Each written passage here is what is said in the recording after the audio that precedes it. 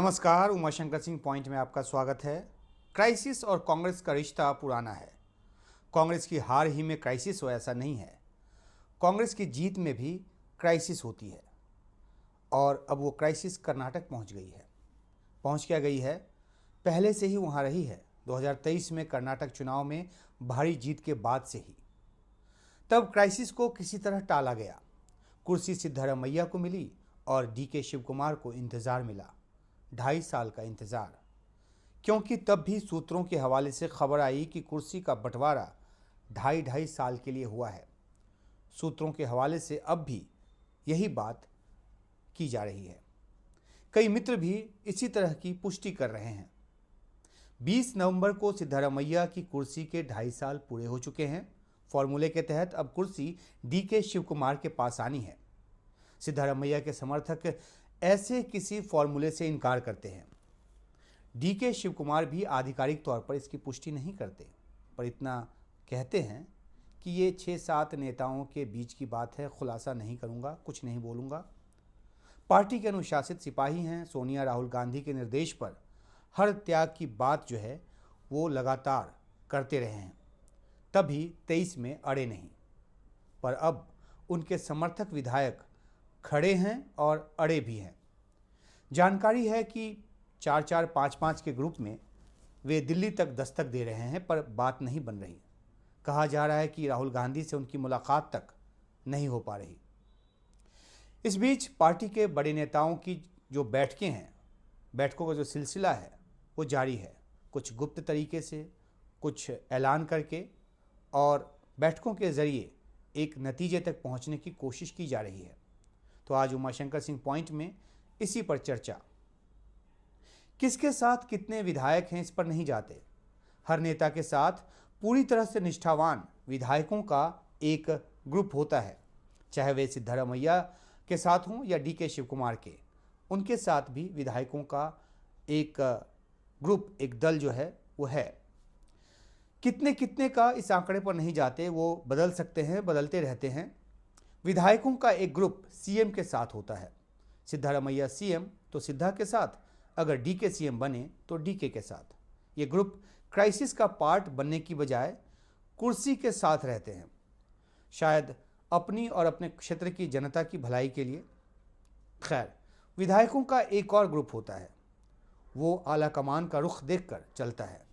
जब भांप जाता है कि आला कमान किसको चाहता है, उसी हिसाब से ये ग्रुप अपनी चाहत बदल लेता है।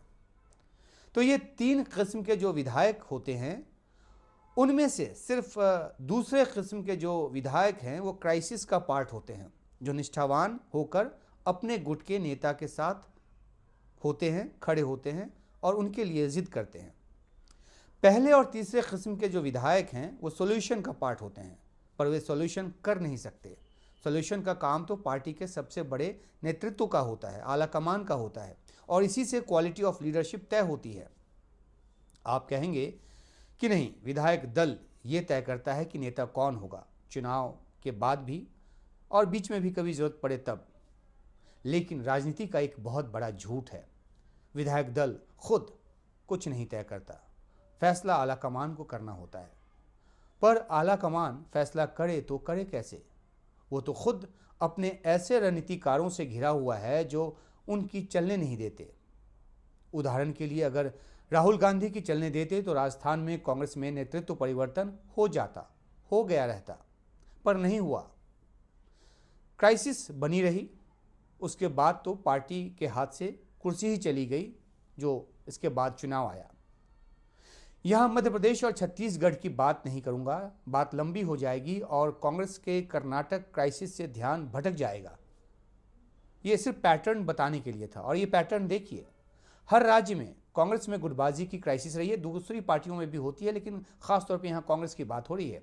और इसके लिए कांग्रेस की एक पुरानी रणनीति ही जिम्मेदार रही है। तो वो रणनीति कौन सी है, आप पूछ सकते हैं। वो रणनीति जिसके तहत ये सुनिश्चित किया गया कि हर राज्य में 2 गुट हों, 2 गुट लड़ें और फैसले के लिए दिल्ली के दरबार में हाजिर हों। फिर हाईकमांड फैसला करेगा और इस तरह पार्टी पर हाईकमांड की जो पकड़ है वो बनी रहेगी। हो सकता है कि आप में से कई लोग जो हैं, कई विद्वान जो हैं, इस बात से इत्तेफाक न रखते हों, लेकिन ये कांग्रेस का पैटर्न रहा है। राज्यों में एक नेता के पीछे दूसरे नेता लगाए गए, कई बार दूसरे नेता पनपे भी, उनको भी खड़ा किया गया और दिल्ली का काम जो है चलता रहा। लेकिन धीरे धीरे होने ये लगा कि रणनीतिक बोतल से जो जिन बाहर निकला वो वापस बोतल में जाने से इनकार करने लगा। चाहे नया हो या पुराना, उस पर नहीं जाते। पुराने के साथ प्लस पॉइंट ये है कि सब कांग्रेस की पुरानी व्यवस्था के महारथी हैं, अनुभव है उनके पास और एक दूसरे का साथ देकर खेलते हैं। नए वालों को बिरले ही पुरानों का साथ मिलता है। पुरानों का इकोसिस्टम बहुत ज़बरदस्त है, संगठन से लेकर प्रचार तंत्र तक पर।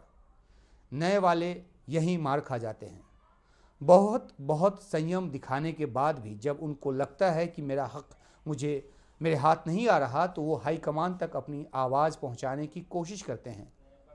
पुरानों का इकोसिस्टम उनको पार्टी विरोधी बताने लगता है। ऐसी सूरत में एक चलन ये भी है कि उनको बीजेपी के और ख़ासतौर पर अमित शाह के संपर्क में बता दिया जाता है। कई बार हो सकता है सही हो, लेकिन कई बार ये बात फैला दी जाती है और ऐसा ठप्पा लगाया जाता है कि अगला छटपटा के रह जाता है। ज्योतिरादित्य सिंधिया जैसे कई ऐसे युवा नेता हैं जिन्होंने तौहीनी और बदनामी की जगह नया ठिकाना ही उचित समझा और चले गए। फिर कहा गया कि देखो, ये तो विचारधारा के प्रति समर्पित ही नहीं था। मतलब पार्टी के भीतर कूटते रहो, हक की कोई बात करे तो गाली की तरह महत्वाकांक्षी बता दो। महत्वाकांक्षी बताना गलत बात नहीं है, होना भी गलत बात नहीं है, लेकिन ऐसा महत्वाकांक्षी बता दो कि वो गाली लगे और अगला जब जाने को मजबूर हो जाए तो बल्ले बल्ले कांटा भी निकल गया और बदनामी भी साथ ले गया। पूरा खुला मैदान जो है वो मिल गया। यही पैटर्न रहा है कांग्रेस की क्राइसिस का। और जब क्राइसिस आती है तो पहले कांग्रेस उसे क्राइसिस मानने से इनकार करती रहती है, कहती है ऐसा कुछ नहीं है, सब ठीक है, कुछ भी नहीं है, ये सब बस मीडिया का बखेड़ा है। फिर जब अपनी बुरी गत होती है तो उसके लिए मीडिया पर दोष मढ़ने लगती है। अब बताइए कि कांग्रेस की जो क्राइसिस है वो किस मीडिया का दिया हुआ है? मीडिया का दिया हुआ तो है नहीं। क्राइसिस है तो मीडिया तो लिखेगा, बोलेगा। क्राइसिस ख़त्म कर लोगे तो मीडिया को लिखना पड़ेगा कि कांग्रेस के आलाकमान ने, कांग्रेस के हाईकमांड ने, जो भी आप शब्द चुनना चाहो, उसने क्राइसिस ख़त्म करने में कामयाबी पाली। ये ठीक है कि मीडिया का एक बड़ा तबका विपक्ष से नफरत, जी हाँ, नफरत पालने लगा है, लेकिन यही वो मीडिया होगा जो कांग्रेस के सत्ता में होने पर अगर वो आती है तो तुरंत उसके पाले में चला जाएगा। रीढ़ विहीन मीडिया ऐसा ही होता है। वैसे कुछ मीडिया कर्मियों के चक्कर में कांग्रेस भी पड़ी हुई है। वे जो कांग्रेस की कमियों की बात बताते नहीं, बस विपक्षी दल होने की आड़ में उनकी गलती को ढकने की कोशिश में जुटे रहते हैं। इमोशनल स्पीच देकर कांग्रेस को एक झूठ की दुनिया में रखते हैं, जबकि किसी मीडिया कर्मी के ये वश में नहीं कि वो कहीं 100 वोट भी दिला दे। राज्य जिताना तो दूर की बात है, कांग्रेस ने कर्नाटक जीता तो अपनी सांगठनिक क्षमता के बूते जीता। इसलिए किसी भी जीते हुए राज्य में कोई क्राइसिस हो तो कांग्रेस आलाकमान को खुद उससे निपटना होगा, एक फर्मनेस के साथ, एक मजबूती के साथ। इस पार या उस पार, सिद्धा या शिव, जो भी। कोई कह सकता है कि शायद ये कहना आसान है, लेकिन हम जैसे तो बस कह ही सकते हैं, करना तो कांग्रेस को ही है। फिलहाल नमस्कार।